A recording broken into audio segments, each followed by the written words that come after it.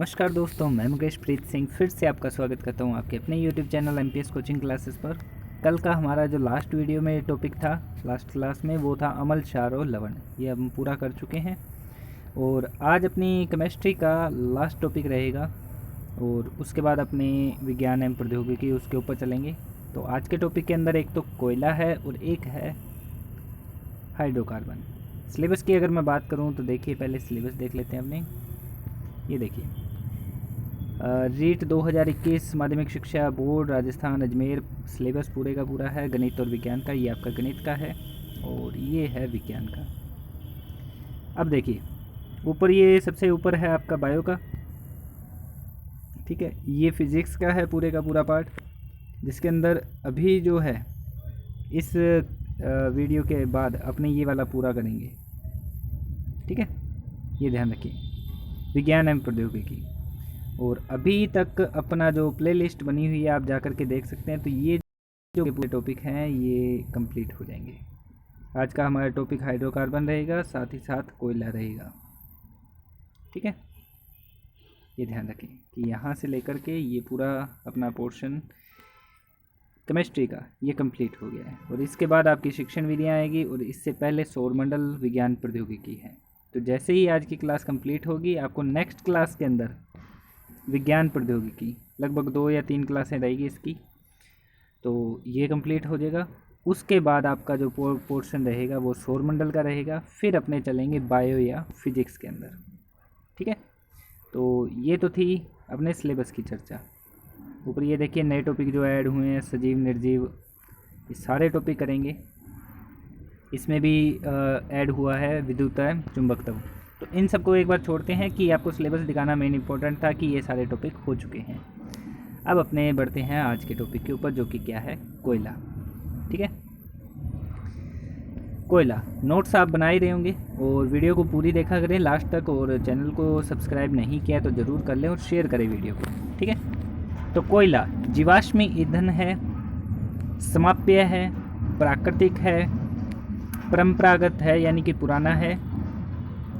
वनस्पति अवशेषों से क्या बनता है, कोयला बनता है। कोयले बनने की क्रिया कार्बनीकरण कहलाती है, ये ध्यान रखें। 4 प्रकार के कोयले हैं। इनसे रिलेटेड पिछली बार भी क्वेश्चन आया था कि सबसे उत्तम दर्जे का कौन सा है, तो यही 4 ऑप्शन थे। उत्तम दर्जे का कौन सा है, एंथ्रासाइट। तो ये गौर से समझे आप, कुछ भी क्वेश्चन अगर पिछली बार आया तो इस बार भी आ सकता है, तो आप ज़रूर इसको ध्यान से पढ़ें। तो ये पूरा चार्ट बना सकते हैं आप। 4 प्रकार के कोयले हैं, एंथ्रासाइट, बिटुमिन्स, लिग्नाइट और लास्ट है पीट। उल्टा शुरू करते हैं। पीट की अगर बात करें तो निम्न कोटि का है और जीवाश्मों की मात्रा जो है इसमें सर्वाधिक पाई जाती है, ठीक है। धुआं और राख भी सबसे ज़्यादा होता है। सबसे मतलब निम्न दर्जे का, निम्न कोटि का ये है, जीवाश्मों की मात्रा सबसे अधिक, धुआं और राख सबसे ज़्यादा। फिर आता है लिग्नाइट। राजस्थान में सर्वाधिक यही पाया जाता है। कौन सा, लिग्नाइट। आपको ये देख कर पूछ सकता है कि राजस्थान में सर्वाधिक पाए जाने वाले कोयले की कौन सी किस्म है, तो लिग्नाइट है। इसे भूरा कोयला भी कहते हैं और विद्युत उत्पादन में ये क्या है, बेहद उपयोगी है। राजस्थान में सर्वाधिक लिग्नाइट पाया जाता है। तो देश में सर्वाधिक प्रयोग किसका किया जाता है, बिटुमिन्स का, ठीक है। इसके साथ वाला ये मुलायम होता है सबसे ज़्यादा और कार्बन की मात्रा इसमें 70 से 85% पाई जाती है। ये प्रतिशत ध्यान रखें, क्योंकि देखिए पिछले साल जो रीट हुई है 2017 या 15 वाली, उसके अंदर सीमेंट का पूछ लिया था कि सीए और सिलिका उसमें कितने कितने प्रतिशत है, तो 60 से 68%, और वो आपको ध्यान रखने हैं। तो प्रतिशत भी ध्यान रखें साथ साथ में। बिटुमिन्स देश में सर्वाधिक प्रयोग किया जाता है, जबकि लिग्नाइट का राजस्थान में सबसे ज़्यादा। बिटुमिन्स में कार्बन की मात्रा 70 से 85% रहती है। एंथ्रासाइट सर्वोत्तम किस्म का है, जलने में ऊष्मा अधिक। अब देखिए सर्वोत्तम किस्म का है तो ऊष्मा ज़्यादा देगा, धुआं राख क्या देगा, कम देगा। तो एंथ्रासाइट सर्वोत्तम किस्म का है, जलने पर ऊष्मा अधिक देता है, धुआं कम देता है और तापीय क्षमता 15,000 BTU है।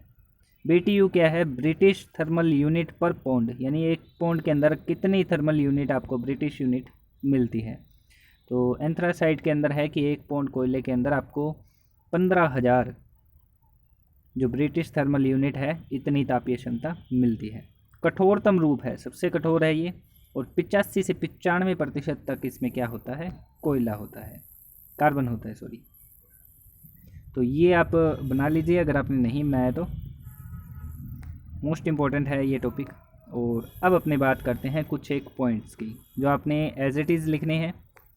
धातुओं की पट्टियों को काटने के लिए ऑक्सी हाइड्रोजन ज्वाला उपयोग में ली जाती है। एलपीजी का प्रमुख घटक ब्यूटेन व प्रोटॉन होता है, ये ध्यान रखें। और सीएनजी का प्रमुख घटक जो है वो क्या होता है, मेथेन यानी कि CH4। ये अब अपने हाइड्रोकार्बन करेंगे उसके अंदर ये पूरा पढ़ेंगे, ब्यूटेन, प्रोटेन, मेथेन वगैरह इन सब के बारे में, ठीक है। तो सीएनजी कंप्रेस्ड नेचुरल गैस, संपीड़ित प्राकृतिक गैस, सर्वोत्तम प्रकार का ईंधन है। वाहनों में ईंधन के रूप में इसे यूज़ किया जाता है। फिर तीसरा गैस का यूज़ करें, बात करें तो वो है गोबर गैस।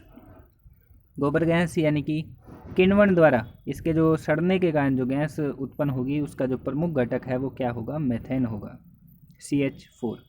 उसके अलावा इसमें CO2, कार्बन डाइऑक्साइड, N और H यानी नाइट्रोजन और हाइड्रोजन भी पाए जाते हैं। ऊर्जा का नवीनकरणीय स्रोत गोबर गैस है। कोल गैस विस्फोटक तैयार करने में काम आती है। और इसके अंदर कौन कौन सी गैस मिलेगी आपको, CO यानी कार्बन मोनोऑक्साइड, हाइड्रोजन, नाइट्रोजन और CH4। गैसीय ईंधन, फ़ायदा क्या है, गैसीय ईंधन के अंदर कम समय लगता है, अधिक ऊष्मा प्राप्त होती है, राख और प्रदूषण तो बिल्कुल नहीं है ना, क्योंकि गैस पे है तो ना राख होगी ना वायु प्रदूषण होगा। कास्ट कोयला, ये आप ज़रूर ध्यान रखें, कास्ट कोयला, कोक, चारकोल का उपयोग भी ईंधन के रूप में किया जाता है। कास्ट कोयला लकड़ी को सीमित वायु की उपस्थिति में जलाने पर प्राप्त होता है। कोक कोयले के भंजक आसवन से प्राप्त जीवाश्म ईंधन भी कहते हैं। और इसका उपयोग कोयले का कहाँ किया जाता है, बड़ी बड़ी भट्टियों के अंदर। और तीसरा आता है चारकोल। चारकोल लकड़ी व कार्बनिक यौगिकों को वायु की अनुपस्थिति में गर्म करने पर प्राप्त होता है। और उपयोग कहाँ किया जाता है, गैसों के अवशोषण और द्रवों की अशुद्धियाँ दूर करने में। तो ये इतने पॉइंट हैं, ये आप ज़रूर नोट डाउन कर लें और डेफिनेटली इनके अंदर से एक आधा क्वेश्चन ज़रूर पूछा जाता है। जैसे पिछली बार एंथ्रासाइट आया था, ये कोयले का प्रकार सर्वोत्तम किस्म का, तो इस बार इन पॉइंट्स के अंदर से कुछ भी पूछ सकता है। कास्ट कोयला, कोक, चारकोल ये बहुत इंपॉर्टेंट है आपके लिए। कास्ट कोयला लकड़ी को सीमित वायु की उपस्थिति में जलाने पर प्राप्त होता है, ठीक है। कोक कोयले को भंजक आसवन से प्राप्त किया जाता है। चारकोल लकड़ी व कार्बनिक यौगिकों को वायु की अनुपस्थिति में गर्म करने पर प्राप्त होता है, ये ध्यान रखना है। अब अगला टॉपिक आता है अपना हाइड्रोकार्बन। नाम में ही है, कार्बन और हाइड्रोजन से मिलकर बने यौगिक हाइड्रोकार्बन कहलाएंगे। तो सबसे पहले आप ये ध्यान रख लें, ये जो साइड में नंबर लिखे हुए हैं 1 2 3 4 5 6 7 8 9 10, meth, eth, prop, but, pent, hex, hept, oct, non और डेक, ये 10 हैं कार्बन के नाम, याद रखना आप। अब बात करते हैं इधर, तो हाइड्रोकार्बन को दो पार्टों में डिवाइड किया गया है मेनली। एक तो आता है विवर्त और एक आता है संवर्त। विवर्त के और भी नाम है, जैसे खुली श्रृंखला, विवर्त, अचक्रीय या एलिफैटिक कह देते हैं, ठीक है। और संवर्त की बात करें तो ये खुली है, विवर्त वाली तो वो क्या होगी, बंद होगी। विवर्त अचक्रीय है तो संवर्त क्या होगी, चक्रीय, ठीक है। इसके आगे दो पार्ट हैं, वो आगे बाद में करेंगे, पहले खुली वाली करते हैं। खुली को आगे दो पार्टों में डिवाइड किया जाता है, एक तो संतृप्त और एक असंतृप्त। संतृप्त के अंदर आती है एल्केन, है ना, जितने भी एन वाले हैं, मेथेन है, प्रोपेन है, ब्यूटेन है, ये सारे के सारे। तो सूत्र क्या है, सूत्र पूछ सकता है आपसे, इनको इसी सीक्वेंस में याद रखें, आपको सूत्र भी आसानी से याद हो जाएगा। पहले नाम देख लेते हैं, एल्केन है ना, प्रोफीज कहते हैं और साथ में ये कम क्रियाशील होता है। असंतृप्त में दो हैं, एल्कीन और एल्काइन। ओलिफिन जो कि क्रियाशील होता है, एल्काइन एसिटिलीन होता है, अधिक क्रियाशील होता है। तीनों के सूत्र देखिए, एक ही सीक्वेंस में याद रखें। एल्कीन जो बीच वाला है संतृप्त का पहला, उसका है CnH2n, और उससे पहले वाला एल्केन है उसका CnH2n+2 हो जाएगा, और एल्काइन का -2 हो जाएगा। तीनों को एक साथ याद रखें, इसी सीक्वेंस के अंदर याद रहेंगे डेफिनेटली। अब आप n का कोई भी मान रखते हैं, जैसे 1 रखेंगे, 1 के अंदर सबसे पहले क्या आता है, मैथ। एल्केन में रख रहे हैं तो मैथ प्लस एन मेथेन बन जाएगा। एल्कीन में रख रहे हैं, जैसे एथ रख रहे हैं तो क्या बन जाएगा, एथीन। और एल्काइन में रख रहे हैं तो एथाइन हो जाएगा। ठीक है, तो सूत्र आप सिंपल देख सकते हैं। एन का मान रखना है, जो आपको मिलेगा उसके अकॉर्डिंग आप यहाँ से मैथ एथ प्रो ब्यूटिन में से नाम लेंगे, और पीछे एन, इन या आइन वो इस हिसाब से लगा लेंगे। मेन ये है कि हाइड्रोकार्बन के 2 पार्ट, एक विवर्त और एक समवर्त। विवर्त के नाम ध्यान रखने हैं, कौन कौन से, खुली श्रृंखला, अचक्रीय, एलिफेटिक। फिर उनको 2 पार्ट में डिवाइड करते हैं, संतृप्त और असंतृप्त। संतृप्त में केवल एल्केन आते हैं जो कि प्रोफीज हैं, कम क्रियाशील होते हैं। असंतृप्त में 2 आएंगे, एल्कीन और एल्काइन। एल्कीन ओलिफिन होगा क्रियाशील, एल्काइन एसिटिलीन होगा अधिक क्रियाशील। अब बात करते हैं बंद श्रृंखला, समवर्त या चक्रीय की। तो 2 प्रकार के हैं, एक समचक्रीय और एक विषम चक्रीय।